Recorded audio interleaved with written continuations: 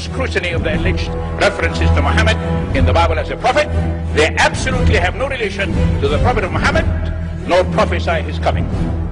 Muhammad is not mentioned in the Old Testament.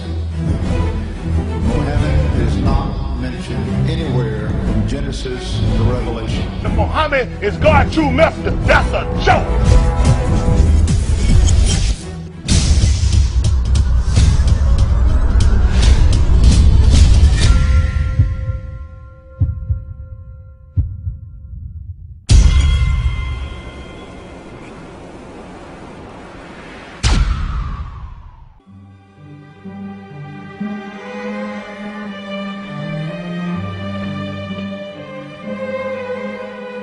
Lo, we inspire thee as we inspired Noah and the prophets after him, as we inspired Abraham and Ishmael and Isaac and Jacob and the tribes, and Jesus and Job and Jonah and Aaron and Solomon, and as we imparted unto David the Psalms.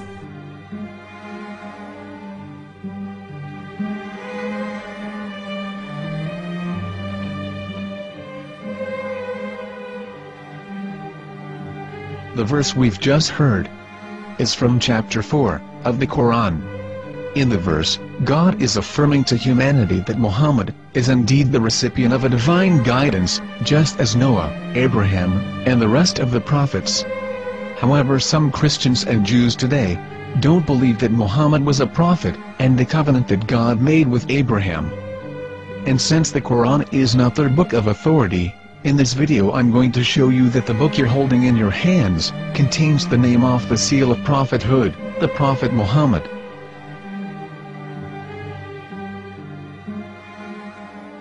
As known, the Old Testament was preserved in the Hebrew language.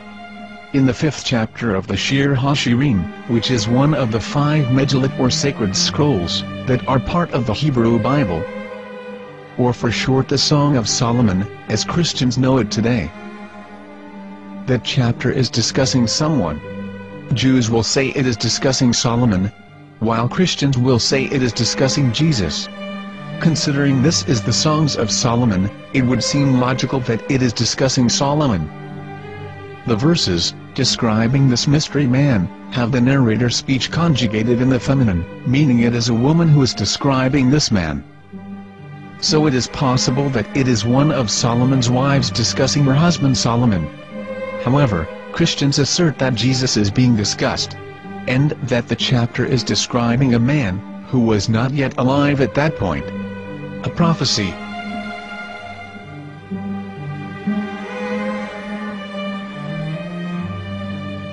In reading the English translation of Song of Songs 5:16, it finishes the description by saying, "He is altogether lovely," but what most people don't know is that the name of that man was given in the original Megillat. Here is verse 16, and how it is written in ancient Hebrew, before introducing the vowels, in the 8th century. From the Hebrew Bible, on scripturetext.com. Here is the word in question. This word is made of 4 letters.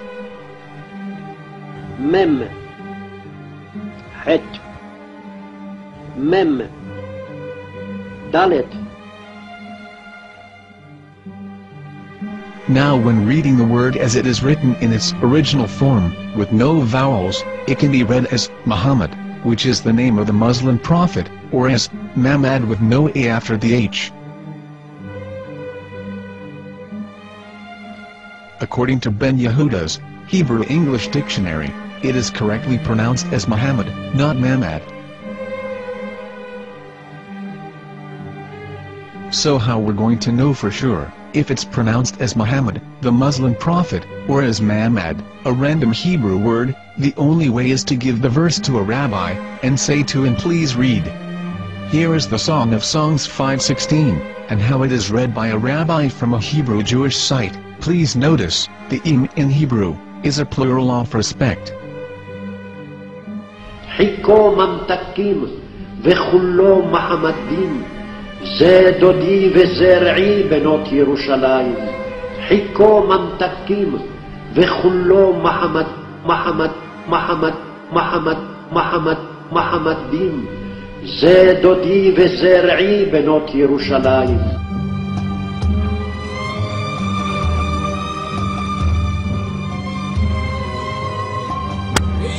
Coming out from the darkness, there are no other gods but God, and Muhammad is his messenger.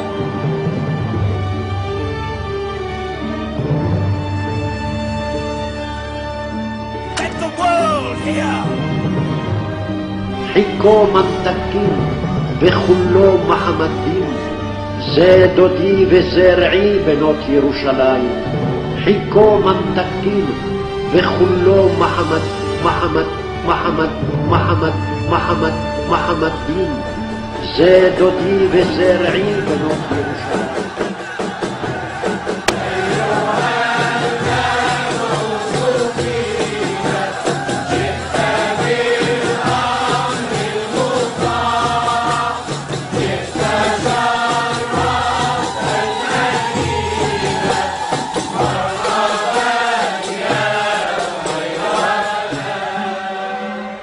Here is the famous SDL translation tool, which includes a professional human translation as well as an online translation.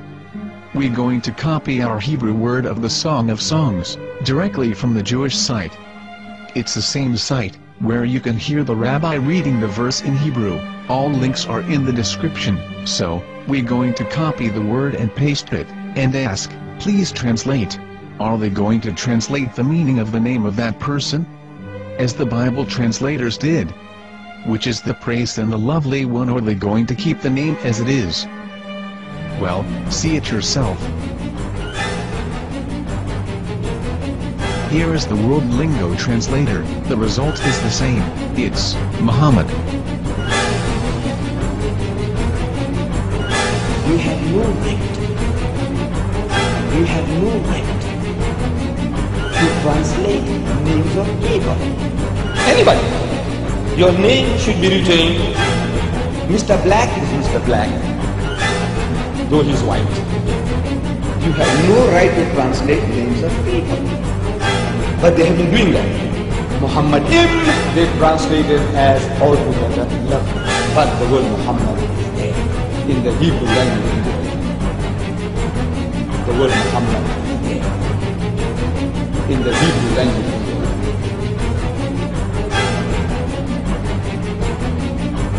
I will tell you a story from my own personal experience. Years ago, I used to spend every Sunday afternoon in a place called Speaker's Corner. And in my years down there, I got to know a Jewish rabbi.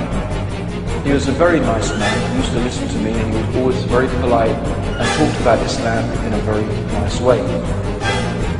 And one day during one of our conversations after some years, I thought that it was about time I should invite him to Islam.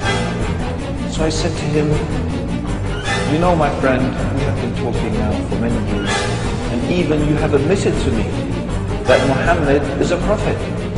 So why then do you not embrace Islam? He said to me, we Jews, we never change our religion. I said, but half of the rabbis of Medina became Muslim. He said, that is true, but still, we Jews never change our religion.